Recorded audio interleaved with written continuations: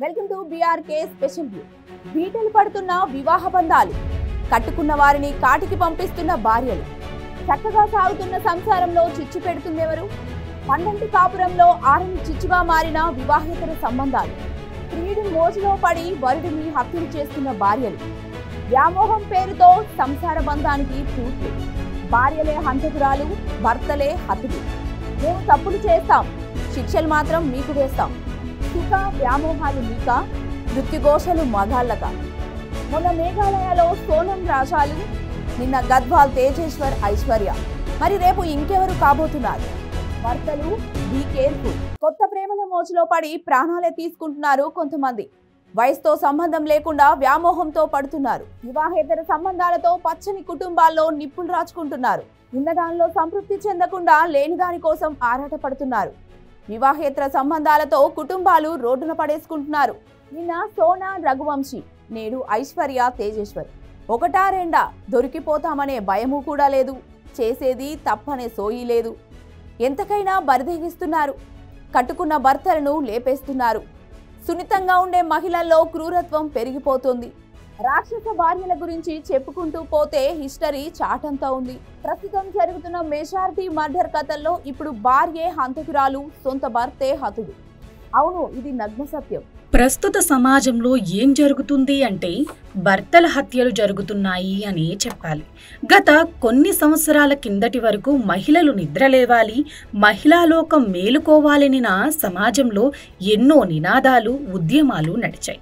కానీ మహిళలు ఇలా మేలుకుంటారని సమాజం ఊహించలేదు. నిజంగా మహిళా లోకం నిద్రలేచింది. ఎంతలా అంటే తమ అక్రమ సంబంధానికి అడ్డుపడితే కట్టుకున్న సొంత భర్తలని చంపేసే రేంజ్కు వెళ్ళిపోయారు. తాము తప్పులు చేస్తాం, కానీ శిక్షలు మాత్రం భర్తలకే వేస్తాం అన్నట్టుగా మేలుకున్నారు. అవును, ప్రస్తుతం మహిళలను చూసి మగాళ్లు భయపడాల్సిన స్థితికి వచ్చారు. గత కొంతకాలం క్రితం మహిళలు అమాయకుల, మగవాళ్లు అమాయకుల అంటే సెకండ్ ఆలోచించకుండా మహిళలే అని చెప్పేవాళ్ళు. కానీ ఇప్పుడు మగాళ్లు అమాయకులు అని చెప్పాల్సి వస్తుంది. అవును, నిజంగా ఈ విషయంలో మగాళ్లు అమాయకులే.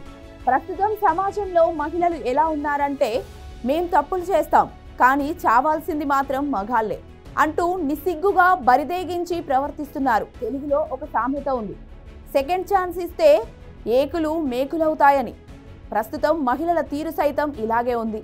పక్కగా భర్తలకు తెలియకుండా భర్తలను లేపేందుకు స్వతహాగా స్కెచ్లు వేస్తున్నారు.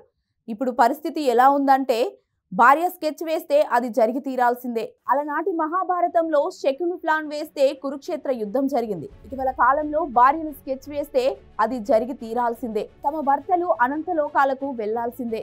సోషల్ మీడియా సంబంధాలు, పక్కింటి పరిచయాలు, వివాహేతర సంబంధాల పండంటి కాపురంలో చిచ్చులు పెడుతున్నాయి.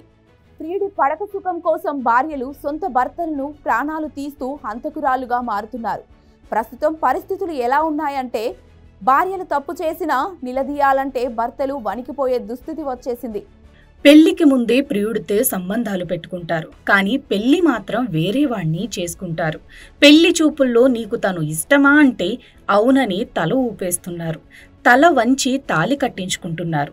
7 అడుగులు వేసి అత్తారింట్లో అడుగు పెడుతున్నారు. ఆ తరువాత వరుడికి చుక్కలు చూపిస్తున్నారు. పెళ్ళమంటే గయ్యాలి అనే పదానికి న్యాయం చేస్తున్నారు. 4 గోడల మధ్య తమలోని రాక్షసత్వాన్ని బయట పెడుతున్నారు.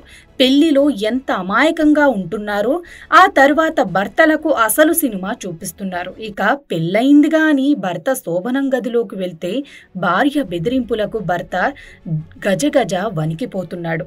తమ ప్రేమ వ్యవహారాన్ని దాచిపెట్టి కట్టుకున్న భర్తను అతి కిరాతకంగా హత్య చేస్తున్నారు. నమ్మించి కట్టుకున్నోడి గొంతు కోస్తున్నారు. ఆపై ప్రియుడితో జంపు జిలాని అంటున్నారు. ఇక్కడ ప్రియుడు బాగుండు, ప్రియురాలు బాగుండు, కానీ పెద్దల సమక్షంలో 400 మందిలో పెళ్లి చేసుకున్న వరుడు మాత్రం శత్రువు అయిపోయాడు. ఆపై అతనికి ఫోటోకి దండేసి గోడెక్కిస్తున్నారు.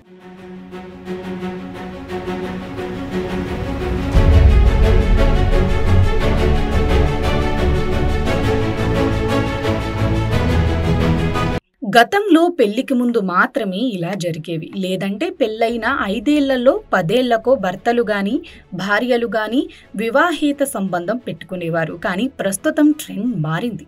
పెళ్లికి ముందే ప్రియుడితో సంబంధం, మరోవైపు తల్లిదండ్రులు చూసిన పెళ్లికి సిద్ధమవుతున్నారు, పెళ్లి చేసుకుంటున్నారు. వివాహం అయ్యి నెల అయ్యిందా 2 నెలలయ్యిందా అని చూడటం లేదు.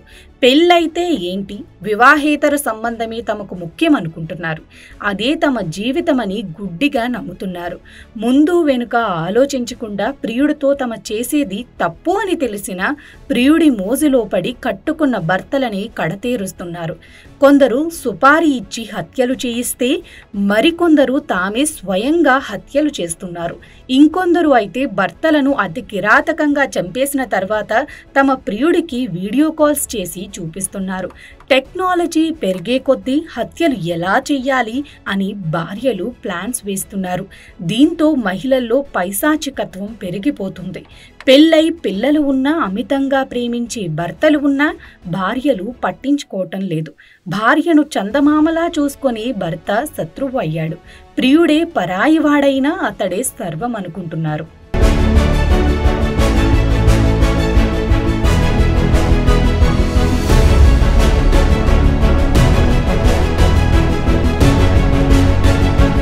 నిజంగా ఒక మాటలో చెప్పాలంటే ప్రస్తుతం వివాహ బంధాలు బీటలు పారుతున్నాయి. మొన్న మధ్య మేఘాలయ హనీమూన్ హత్య దేశవ్యాప్తంగా కలకలం రేపిన విషయం తెలిసిందే.